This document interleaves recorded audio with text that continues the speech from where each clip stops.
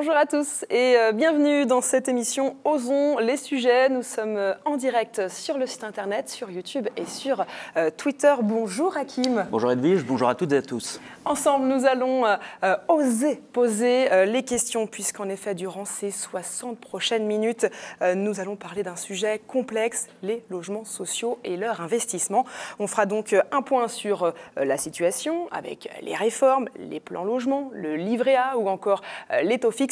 Et puis nous évoquerons ensemble les investissements possibles dans la construction et dans la rénovation. Et pour vous apporter des réponses très concrètes, vous le verrez, eh bien, des experts nous rejoindront tout au long de cette émission. Et la première experte à nous rejoindre sur ce plateau, c'est la directrice des prêts de la Banque des Territoires, Marianne Laurent. Bonjour et bienvenue. Bonjour, merci. Alors, dans quelques instants, bien sûr, nous vous donnerons la parole. Avant ça, on va découvrir un peu plus le rôle de la Banque des Territoires dans le secteur de l'habitat. Nous sommes donc allés poser des questions très simples et très concrètes à Marie Ordas-Monod, la référente logement. Regardez. C'est-à-dire, j'ai pas vraiment révisé en fait.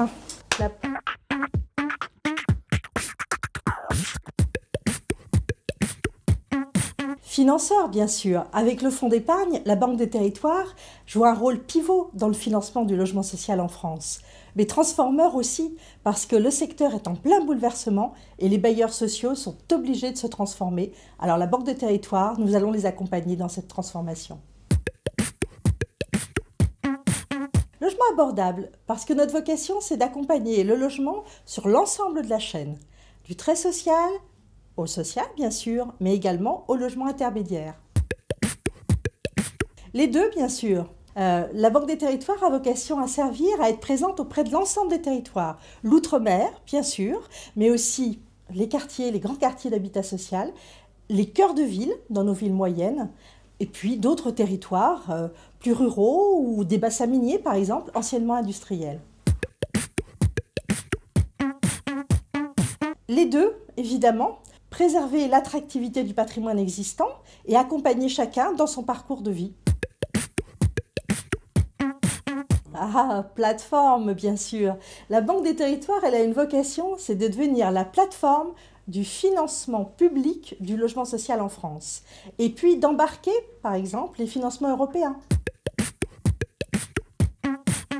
Alors, parcours résidentiel, bien sûr, parce que les besoins évoluent tout au long de la vie. Et donc, à différentes étapes de la vie correspondent différents logements. C'est de permettre à chacun, en tout point du territoire, de se loger de manière décente et à un prix abordable. Et tout particulièrement pour les personnes les plus fragiles et les plus modestes. Et ben voilà. Je peux garder le maquillage ? Et oui, forcément, maquillage obligatoire quand on passe à la télé, n'est-ce pas, Hakim? Absolument. Alors, vous l'avez entendu, Marie Ordas-Monod a balayé de nombreux sujets. On va y revenir durant toute cette émission. Mais Marianne Laurent, première question, on vient de le voir, la Banque des Territoires a souhaité proposer cette émission avec un ton décalé, hein, on l'a entendu, et surtout proche des gens. Pourtant, le logement social, c'est un sujet très sérieux dont vous détenez près de 150 milliards d'euros d'encours de dette. C'était important pour la Banque des Territoires d'être aussi proche? Oui, aujourd'hui, c'est la rencontre annuelle de la direction des prêts. Donc, habituellement, on le fait en présentiel. Cette année, on a souhaité innover. C'est pour ça qu'on est aujourd'hui sur ce plateau télé en direct. Donc, c'est assez nouveau pour nous. Le ton décalé des questions, c'est volontaire, effectivement. Ça nous permet de répondre assez franchement et assez directement, y compris sur des sujets parfois qui fâchent un peu nos clients au quotidien. On va tâcher de répondre à leurs questions. Mais on sera évidemment très sérieux dans les réponses qu'on va apporter, vous le soulignez. Donc aujourd'hui, les finances sont tabous pour nos OLS. Et justement, puisque vous souhaitez être au plus près des professionnels, sachez, chers internautes, qu'une adresse mail est mise à votre disposition. Concrètement, vous pouvez poser vos questions et nous tenterons d'y répondre durant cette émission. L'adresse est donc communicationbanquedesterritoires@caissedesdépôts.fr. Et en attendant vos questions, eh bien, nous allons découvrir les actions concrètes menées par la Banque des Territoires. Olivier Sigel, le directeur de la banque, nous en parle et nous donne son avis. Regardez.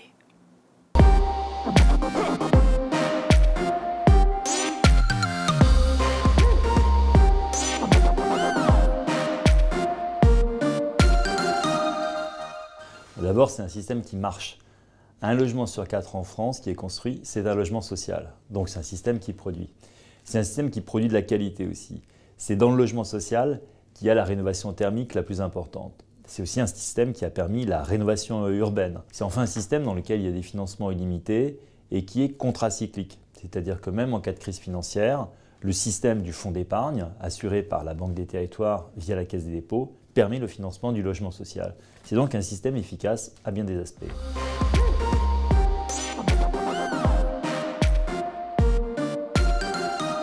Alors, suffisamment, je ne sais pas, mais ce que je peux vous dire, c'est qu'on en a fait beaucoup. 2 plans logement en l'espace de 18 mois, avec 6 fois plus de sorties de produits que ce qu'on faisait auparavant. Je crois qu'on a véritablement changé de rythme et c'est la Banque des Territoires qui le permet. On a fait aussi des produits innovants. Je pense à Tonus Territoire dans le démembrement, je pense au prêt octo-foncier à 80 ans, je pense aux titres participatifs qui sont une formule toute nouvelle qu'on va mettre sur le marché. Et donc on a fait beaucoup. Je pense au-delà des montants financiers qu'on a fait beaucoup en accompagnement et au conseil. Et dans tous les déplacements à les inaugurations de la Banque des Territoires que j'ai pu faire, j'ai pu voir la proximité très forte qu'il y a entre les conseillers de la Banque des Territoires et leurs homologues dans les organismes de logement social. Et cette proximité est importante. Et il y a une grande intensité dans la relation durant ces 2 plans logement qu'on va poursuivre bien évidemment.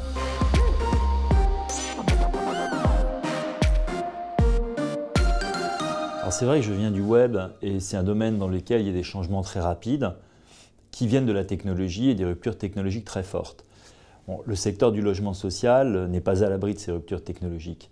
Et aujourd'hui, il y a un effet de concentration avec la loi Elan qui va forcer les petits OLS et les moyens OLS à avoir aussi un investissement dans les développements informatiques dont ils ont besoin. Et donc, il y a la recherche de la taille critique. Mais au-delà de ça, il y a la question du modèle économique qui va aussi devoir évoluer, mais en s'adaptant à chaque spécificité de territoire. Il y aura aussi la possibilité pour les OLS de faire des regroupements, la possibilité aussi dans certains territoires de faire du logement intermédiaire. Donc il n'y a pas seulement le digital qui va changer l'environnement, il y a aussi les conditions et le modèle économique tel qu'il est prévu par le nouvel environnement réglementaire. Et de ce que je vois, c'est un secteur qui se prend en main, qui va assez rapidement pour se mettre au bon rythme d'évolution.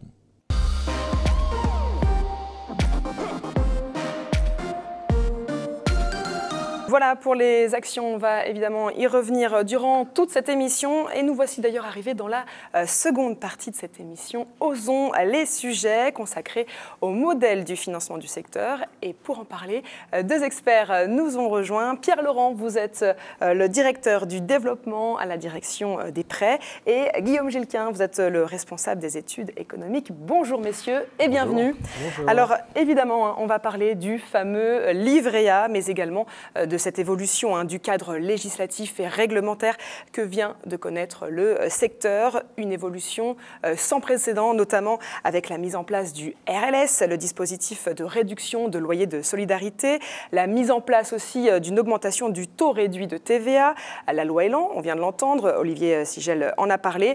Alors, les difficultés pour équilibrer les nouvelles opérations sont de plus en plus importantes, l'autofinancement locatif de plus en plus bas et les fonds propres de plus en plus rares. Guillaume Gilquin, après 18 mois de réformes importantes, le secteur du logement social pourra-t-il y faire face ?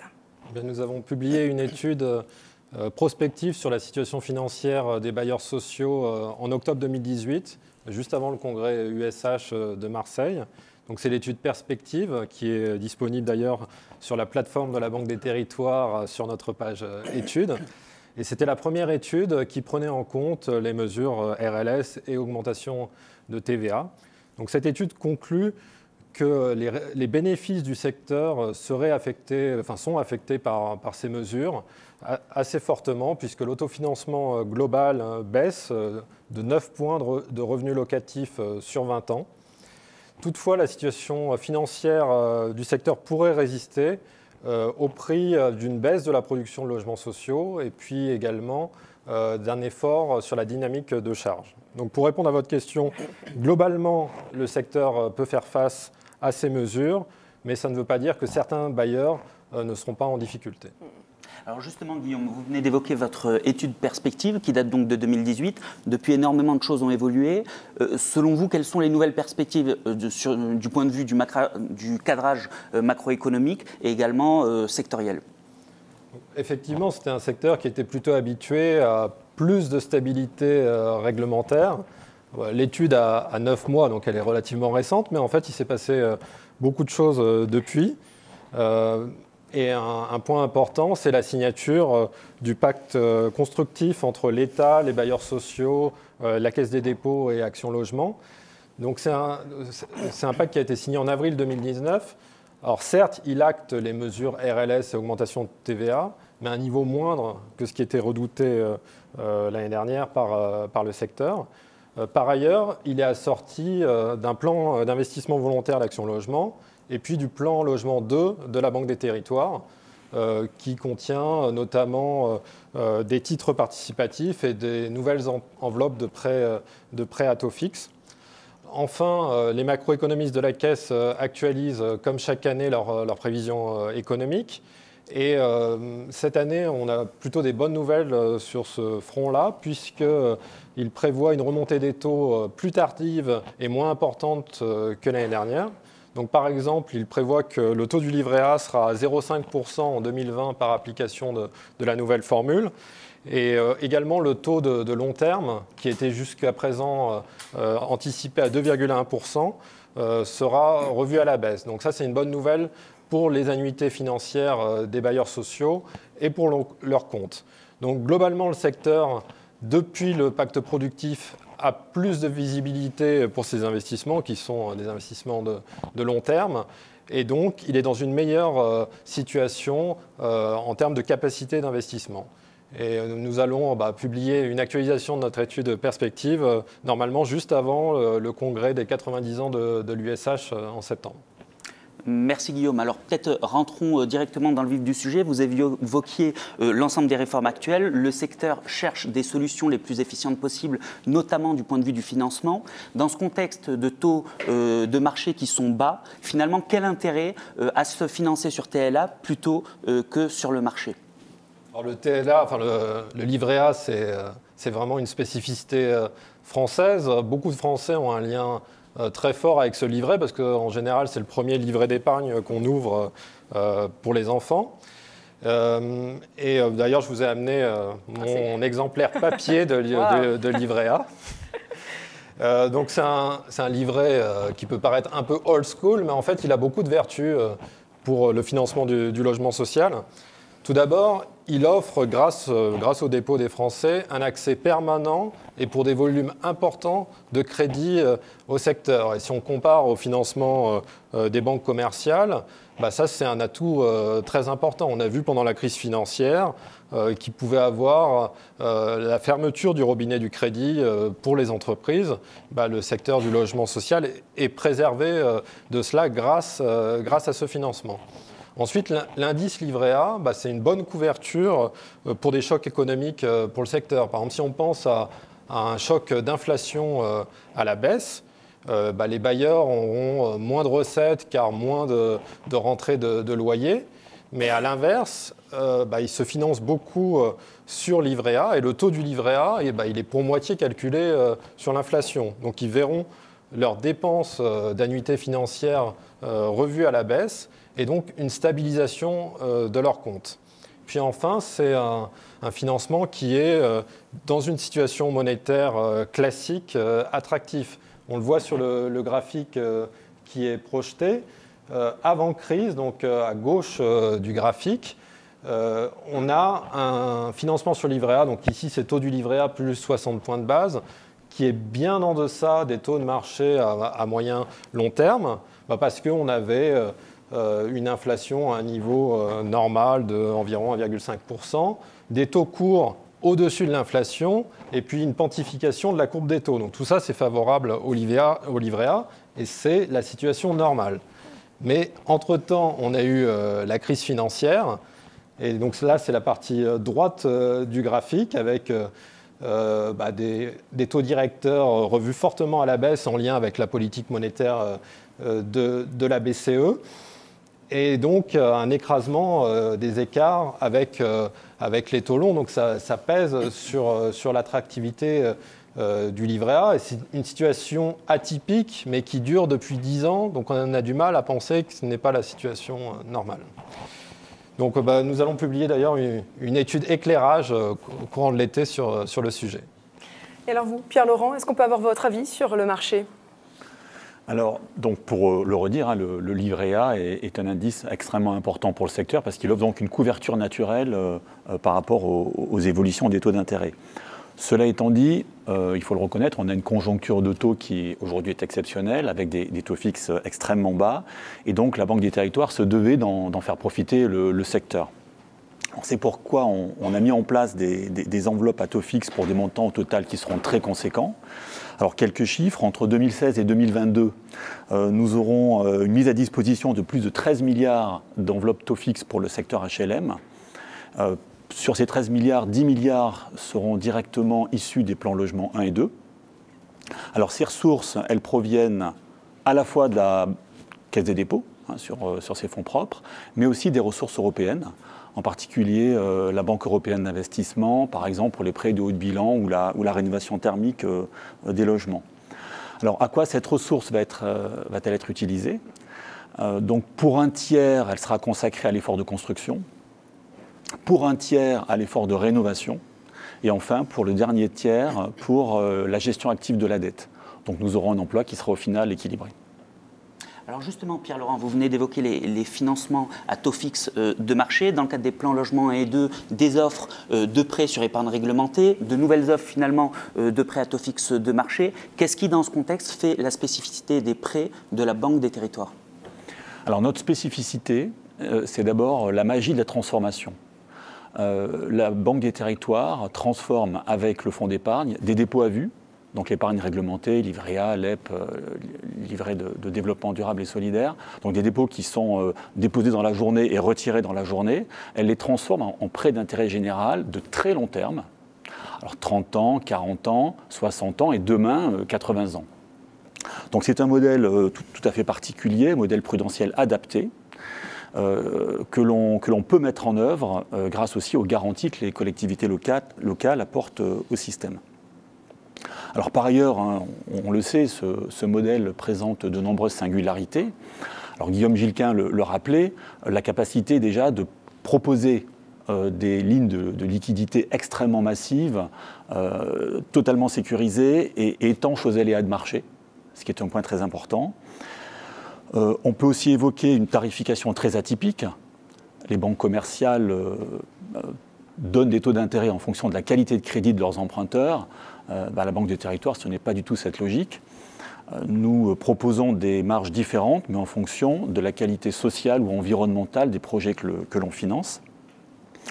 On peut souligner enfin un principe d'universalité de nos interventions. Donc on s'intéresse vraiment à tous les territoires, hein, que ce soit des quartiers politiques de la ville, du cœur de ville ou des territoires tendus. Notre thèse d'intervention est très large. Et enfin, moi je souhaiterais souligner que notre particularité, c'est aussi de financer des projets avec un souci de traçabilité très fort des objets que l'on finance et que c'est désormais un point très important pour les épargnants d'avoir cette traçabilité de l'usage des fonds. Alors vous dites que vos prêts sont universels et pourtant certaines zones, notamment détendues, ne sont pas éligibles à certains prêts. Comment vous expliquez cela ? Alors, avoir une approche universelle, ce n'est pas avoir un seul produit. Parce qu'un seul produit, bien entendu, ne pourrait pas être adapté à toutes les diversités des situations que l'on rencontre sur les territoires. Donc avoir une approche universelle, c'est pouvoir proposer des dispositifs qui correspondent aux besoins de chacun des territoires, voire même à chaque situation des organismes. Alors pour donner quelques exemples, Olivier Sichel évoquait le prêt octofoncier. Donc c'est un prêt qui va servir à financer le foncier en zone tendue uniquement. Mais d'un autre côté, par exemple, le dispositif RIAD, qui est un dispositif d'aide à la démolition, sera réservé aux zones détendues. Autre exemple, dans le cadre de la recomposition du secteur, nous pouvons proposer des financements sur mesure aux opérateurs, ce qui permet là encore de personnaliser au maximum. Alors peut-être Edwige, une dernière question pour clore cette séquence.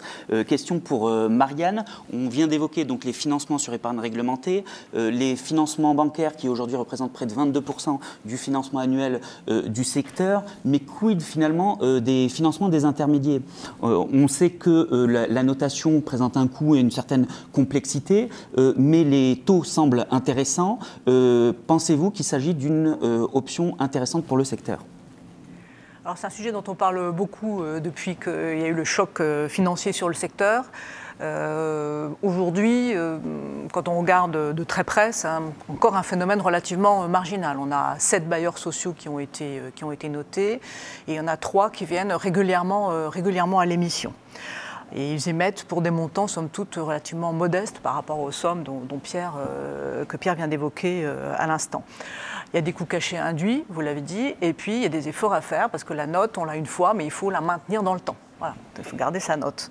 Alors, est-ce que c'est intéressant en termes de prix? Indéniablement, sur la partie court terme, oui, ça l'est. Aujourd'hui, les taux, dans le contexte de taux qu'on connaît, voilà, c'est vraiment des financements vraiment pas chers, voire à des taux d'intérêt négatifs parfois. À moyen terme aussi, à plus long terme, c'est plus compliqué parce qu'il y a moins d'investisseurs qui sont intéressés. Les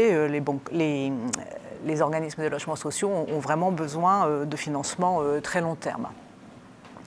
Et puis les bailleurs ont besoin aussi de souplesse dans leurs dettes. Alors ces financements-là, ils n'offrent pas toute la souplesse requise. Par exemple, si on veut renégocier sa dette ou la rallonger, c'est plus compliqué. C'est le cas aussi des financements bancaires d'ailleurs très longs. C'est plus compliqué et parfois c'est même pas possible puisque en fait les investisseurs ont recédé cette créance ensuite. Donc on n'a pas le même niveau de relation avec son prêteur. Et puis il faut aussi regarder la méthodologie de notation des agences. Donc comment elles pratiquent sur les sociétés privées. Donc les bailleurs ont une notation intrinsèque, dite stand-alone, qui souvent est moyenne, parce qu'en France, les bailleurs sociaux sont très endettés. Et puis, il y a des facteurs de rehaussement. Alors pourquoi est-ce qu'à la fin, on finit par avoir une bonne note? Eh bien, on a une bonne note parce qu'il y a tout ce dispositif institutionnel en France, un parapluie institutionnel, en fait, qui fait qu'il n'y a pas de faillite, qu'il y a une sécurité totale des financements, une liquidité illimitée. Et ça, c'est vraiment ce qui guide notre action.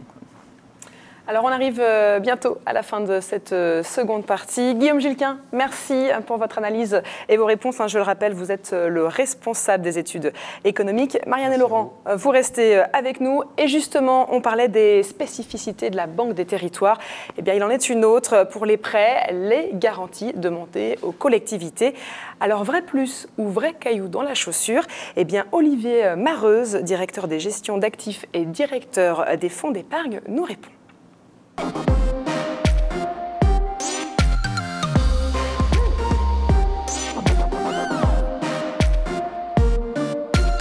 Alors, la première réponse, c'est qu'on y est obligé.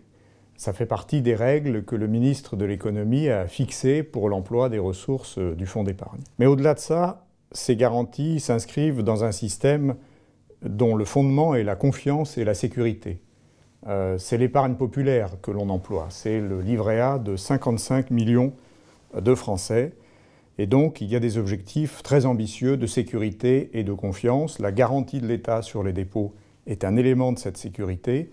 Les garanties des collectivités locales sur les prêts sont un autre élément de ce système de confiance et de sécurité. Et puis j'ajouterais que les garanties des collectivités locales, c'est aussi le moyen, c'est ce qui permet à la Banque des Territoires d'appliquer le même tarif pour tous les prêts aux OLS, quelle que soit leur situation financière et quelle que soit leur situation géographique.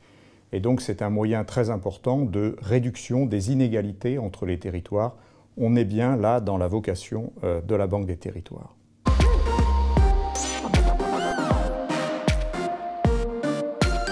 En pratique, les garanties des collectivités locales ne sont quasi jamais appelées.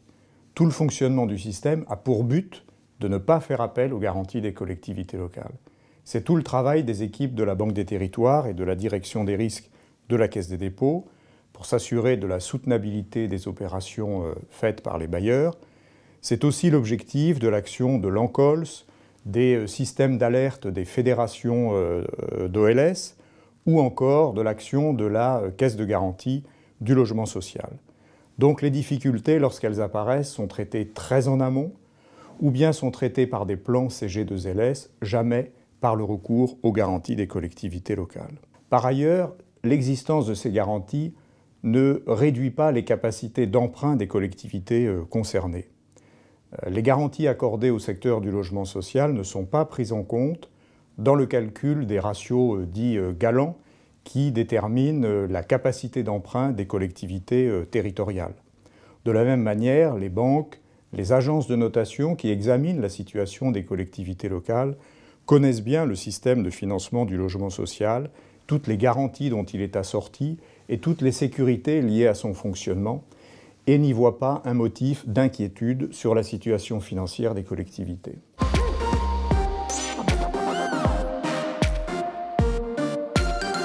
Pour le bailleur, les alternatives sont limitées. Les autres possibilités de garantie ont un coût, alors que la garantie de la collectivité locale est gratuite. Le risque, c'est donc un freinage de l'investissement, plus de complexité et de délai. Le risque, c'est aussi une inégalité de traitement entre les bailleurs sociaux, certains obtenant la garantie des collectivités locales et d'autres non.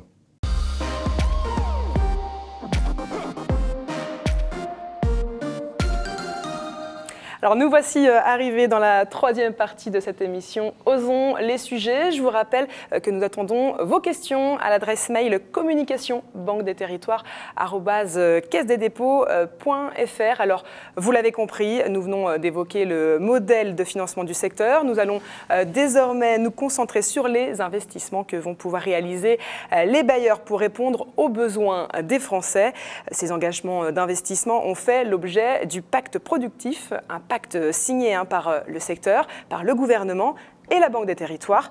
Ce pacte productif porte donc sur la construction et la rénovation. Et on va débuter avec le sujet de la rénovation. Et pour en parler, deux expertes nous ont rejointes.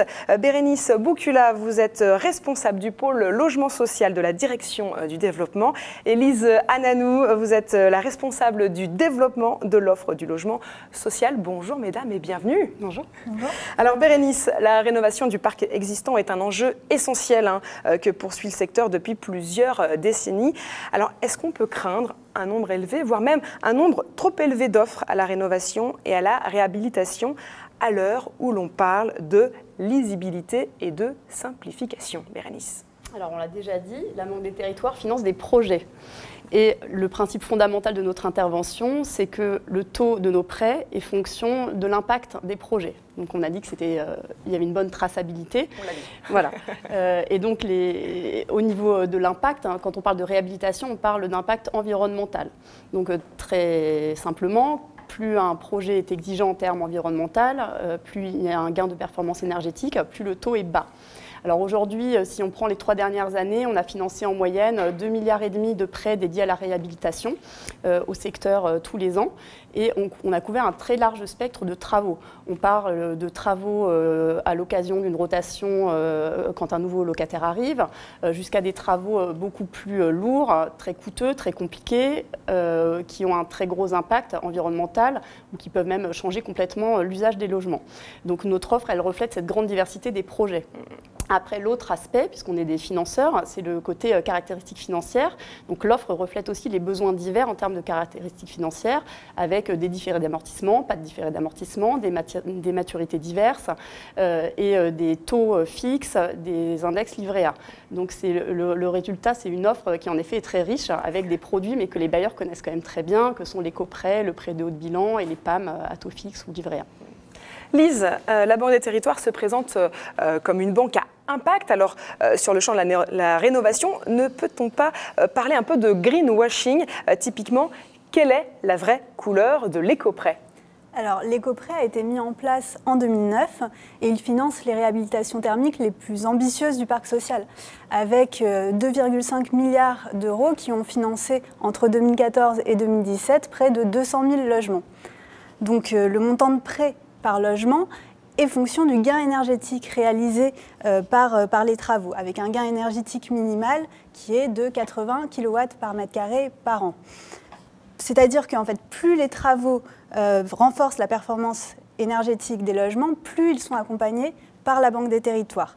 on a en moyenne un gain moyen de 150 kW par mètre carré par an sur les réhabilitations financées par l'éco-prêt. Donc il s'agit bien d'un financement vert dont les bénéfices pour la planète sont mesurables. Évidemment. Mais depuis 2019, cette offre, n'est-elle pas finalement un peu 2009, pardon, effectivement, justement, depuis 2009, est-ce que ce n'est pas un peu obsolète ? Alors non, cette offre évolue pour être toujours plus incitative au regard des enjeux environnementaux. La récente refonte des critères de l'éco-prêt va permettre notamment d'accompagner plus massivement la réhabilitation des passoires thermiques. On a introduit également un nouveau critère qui est le critère carbone pour réduire les émissions de gaz à effet de serre et viser ainsi l'atteinte de la neutralité carbone à horizon 2050 qui est un des objectifs les plus ambitieux du plan climat. Donc, ce critère carbone va être introduit pour la construction dans la réglementation thermique 2020. Mais aujourd'hui, ce n'est pas un critère qui est dans les exigences de réhabilitation. Donc, en introduisant ce critère carbone dans nos critères sur l'éco-prêt, cela témoigne en fait de la capacité du secteur à être toujours précurseur en fait, sur les exigences environnementales. Alors justement, Lise, on sait qu'on est dans un contexte dans le cadre duquel les bailleurs sociaux sont très contraints au niveau financier. Finalement, est-ce une priorité d'investir en matière de rénovation, ce qui, on le sait, ne rapporte pas de produits locatifs ?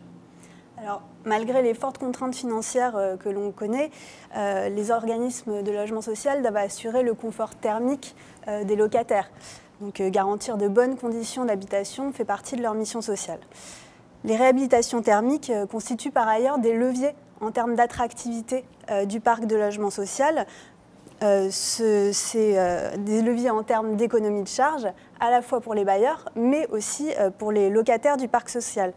Ça fait partie d'une stratégie de moyen et long terme pour assurer l'attractivité des logements sociaux, donc limiter la vacance, limiter les impayés. C'est donc important en termes de gestion locative, mais aussi en termes de vente pour certains actifs. Il est donc important que la Banque des Territoires accompagne les bailleurs dans le montage de ces opérations souvent complexes avec différents outils financiers. Et dans cette palette d'outils financiers, les prêts haut de bilan sont des outils très importants puisqu'ils constituent des quasi-fonds propres qui permettent de renforcer les capacités d'investissement des bailleurs, notamment sur la réhabilitation. Alors justement, vous venez d'évoquer les prêts de haut de bilan. Je rebondis dessus. Une question pour vous, Pierre, qui est adressée par les bailleurs. Vous avez mis sur la table 2 générations de prêts de haut de bilan. Est-ce que vous n'êtes pas en train de créer un mur de la dette pour le secteur ? Alors, mur de la dette, ce qui est vrai déjà, ce que l'on peut dire, c'est que par nature de notre activité, nous avons énormément travaillé les instruments de dette pour accompagner le développement des bailleurs sociaux.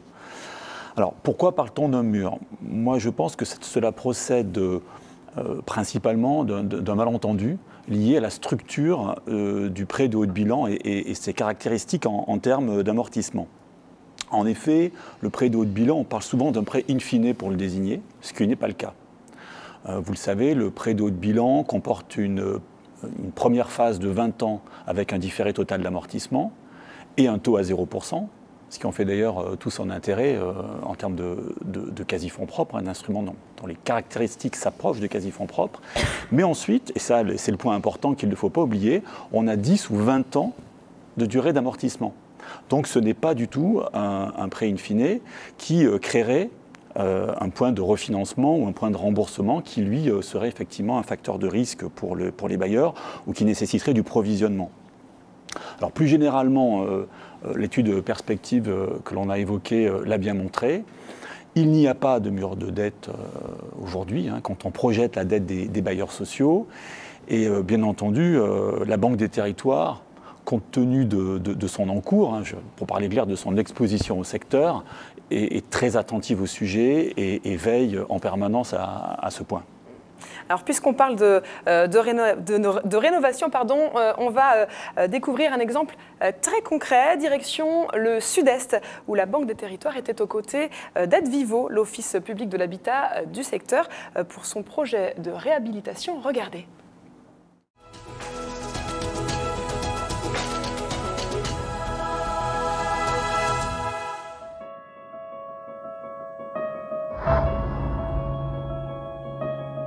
nous avons 274 logements locatifs sociaux. C'est un ensemble immobilier qui est en plein centre-ville, complètement ancré dans le paysage urbain du centre-ville et du centre ancien de Vienne. Le projet consiste avant toute chose à engager sur ces bâtiments des années 60 une vraie réhabilitation thermique. Ce projet d'envergure nécessitait un partenariat important pour nous accompagner sur la partie financière. Cette opération, dont le coût avoisine les 14 millions, a été financée donc, au moyen de prêts mis en place par la Banque des Territoires à hauteur de 10 millions. Et lorsque Advivo nous a fait part de l'ambition de ce projet, nous avons vraiment souhaité trouver avec eux tous les outils financiers, toute la gamme des prêts qui permettent de réaliser une opération de réhabilitation qui, au-delà des aspects thermiques, est une ambition également esthétique. La Banque des Territoires, c'est pour nous un partenaire privilégié. Le lien de confiance est présent. Et je pense que c'est là-dessus que l'on peut bâtir les meilleurs projets, dans l'accompagnement financier, dans l'accompagnement humain et dans l'accompagnement dans le temps.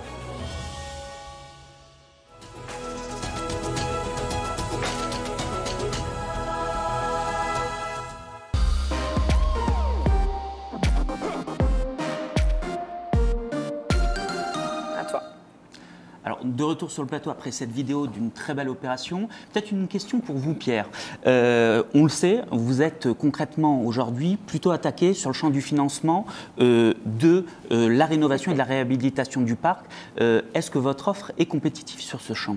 Alors, premier point, d'abord, nous ne sommes pas attaqués par les banques commerciales. On travaille en complémentarité avec elles, puisque la vocation même de la Banque des Territoires, c'est de proposer des financements avantageux que le marché lui-même ne propose pas.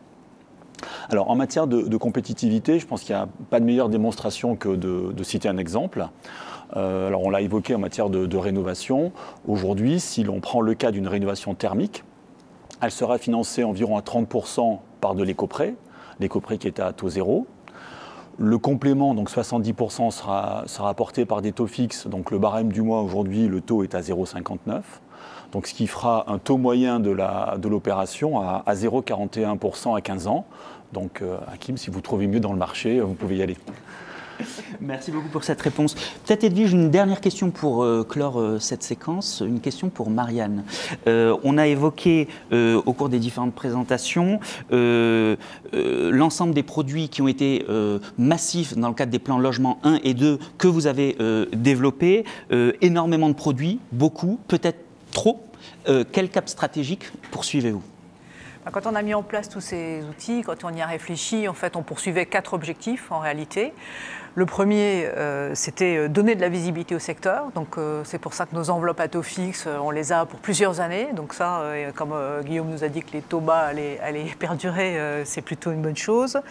Soutenir l'investissement des bailleurs pour qu'ils puissent eux-mêmes répondre à l'engagement qu'ils ont pris dans le pacte productif, construire plus de 110 000 logements neufs par an, réhabiliter thermiquement 125 000 logements. C'est une belle ambition.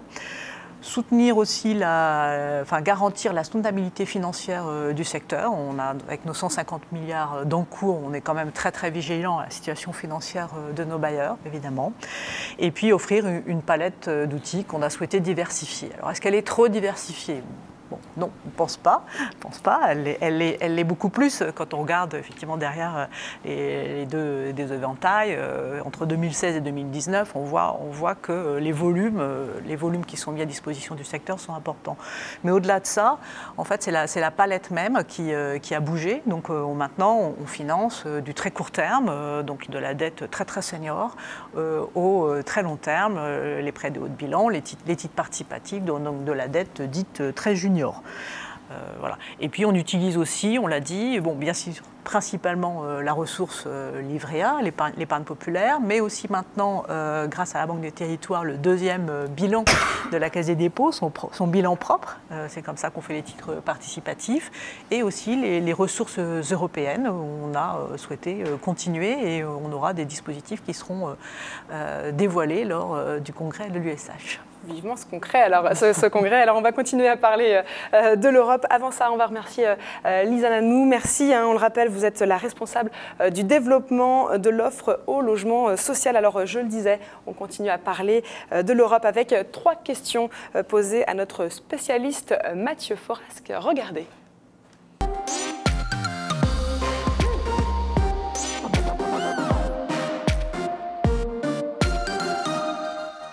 Oui, nous avons mis en place déjà 3 dispositifs différents, 2 avec la Banque européenne d'investissement et 1 avec la Banque de développement du Conseil de l'Europe. Au total, ce sont plus de 3 milliards d'euros de ressources européennes qui ont été mobilisées grâce à la Caisse des dépôts.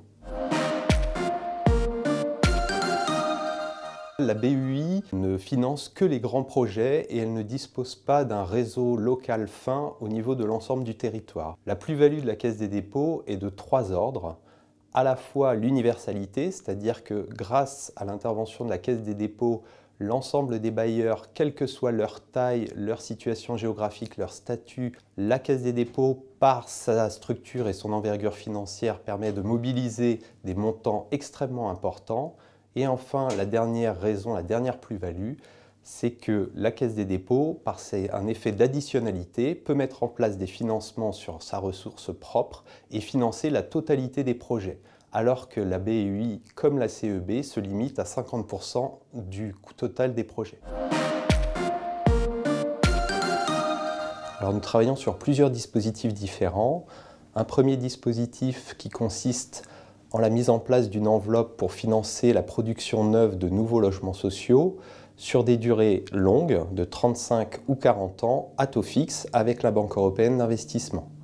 Le second dispositif sur lequel nous travaillons actuellement consiste en l'élargissement des emplois éligibles sur l'enveloppe de la CEB. Donc nous allons dorénavant pouvoir financer l'ensemble de l'habitat qu'on appelle l'habitat spécifique. Le troisième dispositif sur lequel nous travaillons actuellement est en partenariat avec l'USH. Il vise à créer une plateforme qui permettra aux bailleurs sociaux de mobiliser l'ensemble des fonds structurels européens, notamment FEDER, pour la réhabilitation thermique, notamment du parc social. Et enfin, nous travaillons actuellement avec la Commission européenne pour définir les futurs emplois liés à la garantie InvestEU, qui permettra de mettre en place des solutions innovantes pour garantir nos prêts.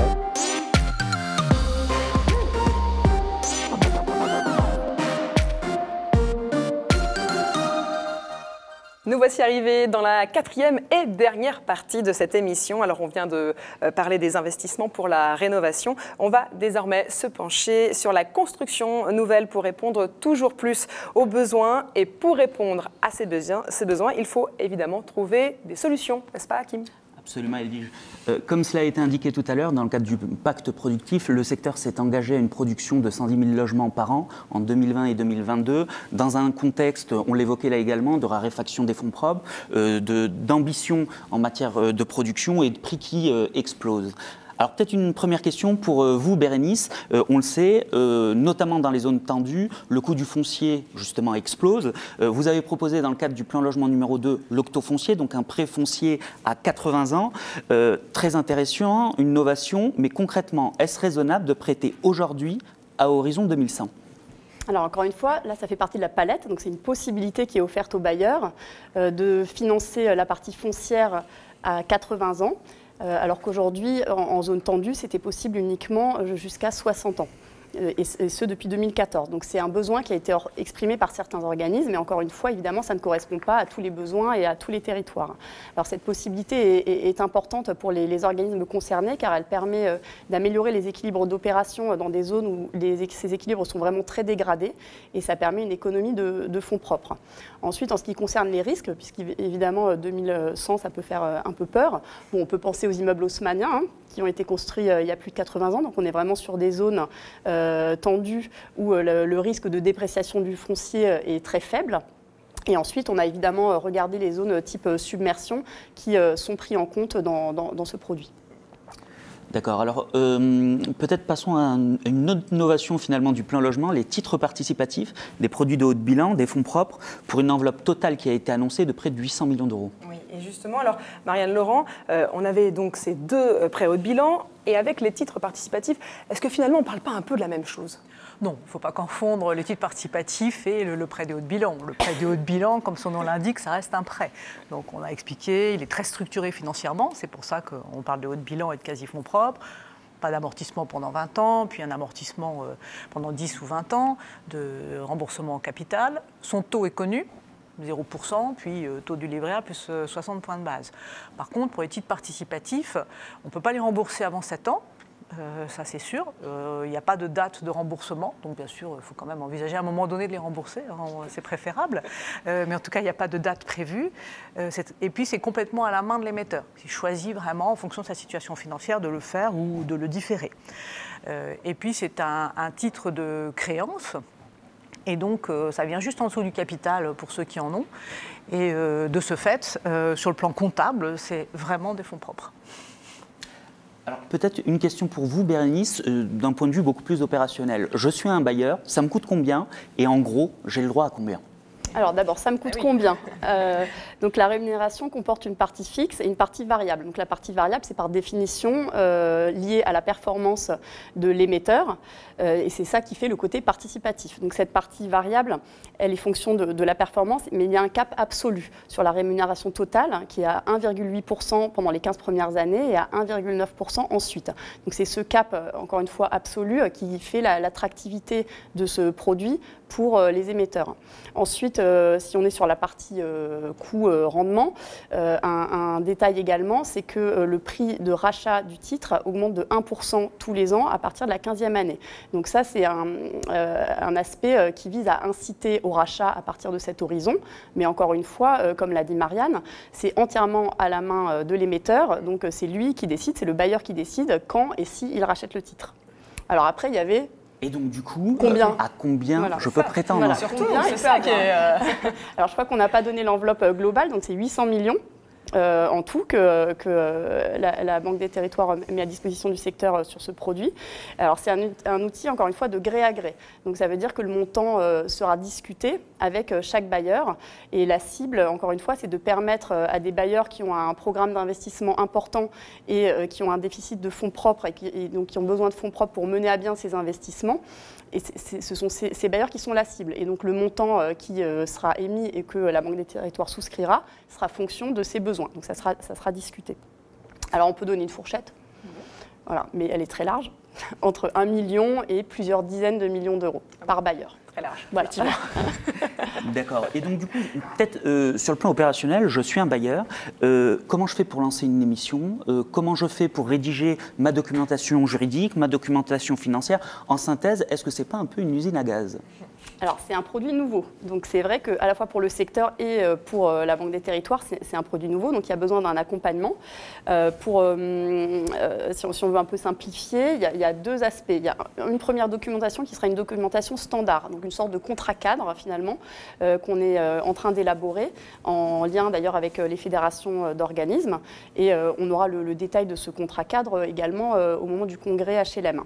Et ensuite, dans la partie de gré à gré, il y aura des clauses spécifiques qui seront négociées au cas par cas avec chaque bailleur.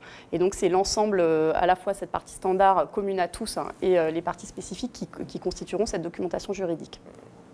Hakim, vous allez reprendre votre casquette d'expert en tant que responsable de la coordination des objectifs stratégiques. Alors on a évoqué l'accès à différents fonds propres, mais est-il vraiment possible de lancer de nouvelles opérations sans fonds propres ? Effectivement, donc c'est à mon tour d'être un petit peu cuisinier. C'est vrai que c'est une question que beaucoup d'acteurs du secteur se posent dans le contexte actuel. Raréfaction des fonds propres, des objectifs ambitieux d'investissement et peut-être un mouvement de fond au sein de la société avec un passage pour partie progressif de l'objectif de possession du logement à celui de jouissance du logement. Alors peut-être pour répondre très concrètement à votre question en partant de l'activité des bailleurs. bailleurs. Je pense notamment à la réhabilitation du parc. On a eu une vidéo très intéressante tout à l'heure. Dès lors que je suis un bailleur, j'ai un parc qui est ancien, vétuste, je n'ai pas les fonds propres pour le réhabiliter, eh bien, il y a la possibilité de structurer une opération en bail à réhabilitation. Alors, c'est une structuration qui est sur la table depuis très longtemps, mais on sait qu'il y a de très nombreux acteurs qui, dans le contexte actuel, eh bien, l'étudient de manière beaucoup plus approfondie. Je pense également à l'accession à la propriété, qui est un vecteur de diversification pour les bailleurs, mais également de parcours résidentiel pour les locataires, et c'est un élément qui est très important pour le secteur. Et donc là, avoir recours par exemple à une dissociation entre le foncier et le bâti, ça peut permettre dans certains cas eh bien, aux bailleurs de lancer l'opération sans avoir à acheter le foncier qui lui est porté donc par un organisme de foncier solidaire dans le cadre d'un bail réel solidaire entre lui et l'accédant à la propriété. Et puis peut-être un dernier élément qui est celui auquel tout le monde pense face à cette question, c'est celui du démembrement de propriété qui permet concrètement à un bailleur social de lancer une opération de construction sans 1 euro de fonds propres. Alors pour cela, il peut notamment être accompagné par la filiale de la Banque des Territoires, Tonus Territoire, qui a été lancée il y a 1 an, sur du démembrement qui peut durer entre 15 et 20 ans et qui donc permet aux bailleurs de lancer cette opération avec une ambition. Notamment, eh bien, c'est celle de permettre, par exemple, de lancer une opération de démembrement de propriété sans intermédiation entre le bailleur et le nu propriétaire investisseur, de n'avoir, quand c'est possible, face à soi, quand je suis un bailleur, qu'un seul nu propriétaire, ce qui permet une gestion facilitée de la période de remembrement, et c'est essentiel sur ce type de montage. Et puis peut-être un dernier élément pour en rester là, eh bien faire la démonstration, en tout cas, que ce modèle peut être équilibré sur l'ensemble des tranches du logement social, y compris le plus social, et c'est ambitieux. Alors justement, vous parlez du démembrement de propriété. N'est-ce pas, comme certains le pensent finalement, du faux logement social? J'y vais. Hein. Je sais que c'est une question que beaucoup se posent. Oui. Je pense le contraire. Je pense le contraire pour différentes raisons. Et peut-être que la première, c'est que dans le contexte actuel, je me répète, mais il y a une raréfaction des fonds propres, une ambition importante de construction. Et donc concrètement, grâce à ce type de montage, cela permet au secteur de construire plus de logements sociaux que sans cet apport externe pour répondre aux besoins de la population. Après, peut-être d'un point de vue beaucoup plus concret, c'est des logements qui pendant 15 à 20 ans sont là et vont répondre aux besoins de familles qui sont des familles modestes. C'est du très concret, ils sont là. Et puis peut-être dernier élément, est-ce que c'est du logement social? C'est du logement bien qui répond à l'ensemble de la réglementation, la législation en matière de plafond, de revenus, c'est opéré par des bailleurs sociaux et c'est dans l'esprit du logement social, a fortiori si on s'inscrit dans le cadre d'un montage en ULS institutionnel. C'est donc du vrai logement social, et puis ça répond à une demande dans les territoires qui est bien réelle. Merci pour cette réponse, qu'effectivement, ça faisait partie des questions des internautes. Merci beaucoup, Hakim. Alors, Marianne, comme vient de l'évoquer Hakim, une option est de vendre son patrimoine pour disposer de fonds propres. Quid du tabou de la vente ? Alors la vente, c'est pas une fin en soi en fait. La vente, ça sert à alimenter un projet. Donc d'abord pour le bailleur, puisqu'on l'a dit, c'est quand même une source importante de génération de fonds propres. Donc il ne faut pas passer à côté du cash que peut procurer en fait la cession de logements amortis. Et d'ailleurs maintenant, il y a certains bailleurs qui, dans leur montage d'opération, commencent à intégrer l'idée que une partie pourra être vendue. Donc c'est pas du tout anodin. Dans une période où les fonds propres se font rares, je pense qu'il faut vraiment s'interroger sur le sujet et l'examiner sérieusement. Bon, évidemment, ce ne sera pas possible partout sur tous les territoires de la même manière. Il n'y a pas la même valeur dans le patrimoine partout. Alors c'est un projet pour le bailleur, mais c'est aussi un projet vis-à- de l'accédant. Puisque c'est le souhait de nombreux Français aux revenus modestes que d'accéder à la propriété. Ça fait partie de l'accession sociale à la propriété, du parcours résidentiel. Et en ce moment, les taux immobiliers, qui sont très bas, peuvent aussi aider. Alors quand on parle de la vente, on parle aussi souvent de la vente aux locataires du parc. Ce sont des locataires à qui on propose d'acheter leur logement ou un logement qui est vacant dans l'immeuble. Donc ça, c'est quelque chose de très, très intéressant pour eux, mais il faut y aller avec précaution, il faut vraiment accompagner l'accédant tout au long de son parcours et de sa réflexion, vérifier qu'après son acquisition, il reste quand même solvable financièrement parce qu'il faudra payer les charges de copropriété, par exemple, hein, dans un immeuble. Donc ça, on n'y pense pas toujours. Et puis, il faut aussi que les bailleurs puissent accepter une certaine réversibilité de l'achat, c'est-à-dire que s'il y a un pépin ou une mobilité, on puisse revendre son logement au bailleur sans perte financière. Donc, à la fois pour le bailleur et l'accédant, voilà, ce sont quand même des projets intéressants. C'est du cash, mais c'est aussi de la mobilité résidentielle, ça se regarde. Alors peut-être Edwige, une dernière question avant de clore cette dernière séquence. On a évoqué au cours des échanges l'ensemble des investissements en flux du secteur de l'ordre de 15 milliards d'euros par an, mais vous le rappeliez, 150 milliards de stock de prêts pour le secteur. Alors une question pour vous, Pierre.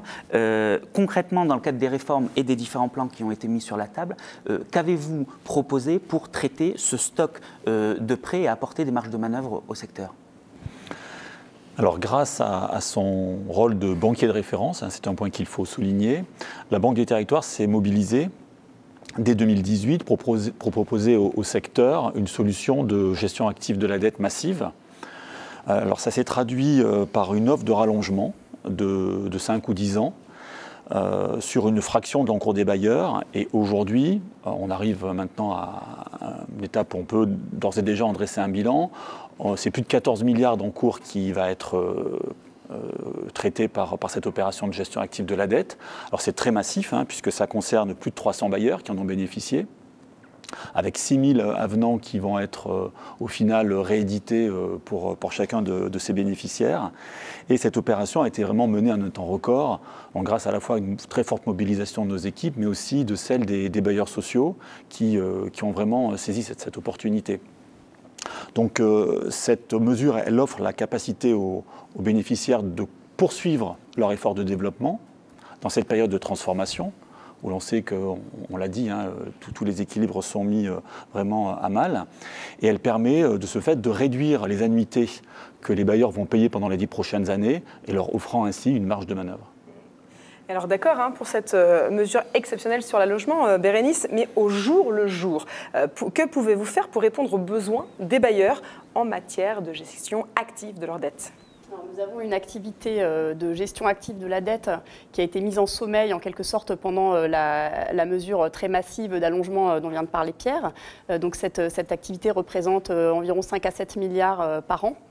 Donc c'est massif, les bailleurs la connaissent très bien. C'est un outil puissant d'atteinte des plans à moyen terme avec des outils qui sont vraiment adaptés aux besoins.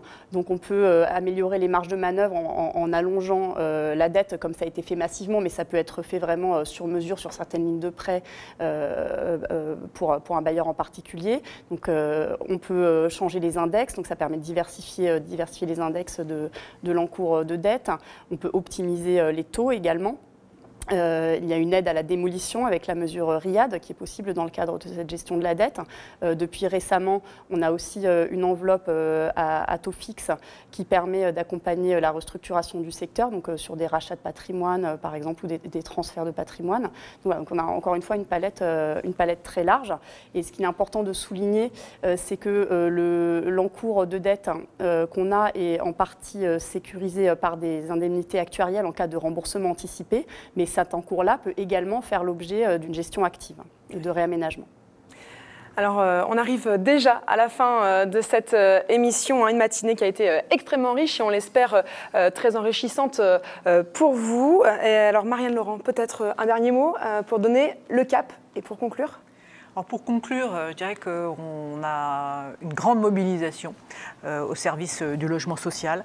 On a beaucoup travaillé pour les travaux de la clause de revoyure des bailleurs sociaux. On a beaucoup travaillé sur les scénarios du livret A qui ont permis d'objectiver les discussions. Et puis, on a également beaucoup travaillé pour créer et puis déployer dans le réseau tous ces nouveaux dispositifs de financement. Alors, au-delà de ça, on est très attaché au modèle français du logement social. Et pas seulement son financement, mais on partage aussi les valeurs, l'universalité de l'accès, la mixité sociale, l'accompagnement et l'hébergement des personnes les plus fragiles. C'est quelque chose qui nous parle et qui nous tient à cœur. Et puis on a des équipes qui sont extrêmement dévouées, évidemment, ici au siège, mais aussi dans les directions régionales.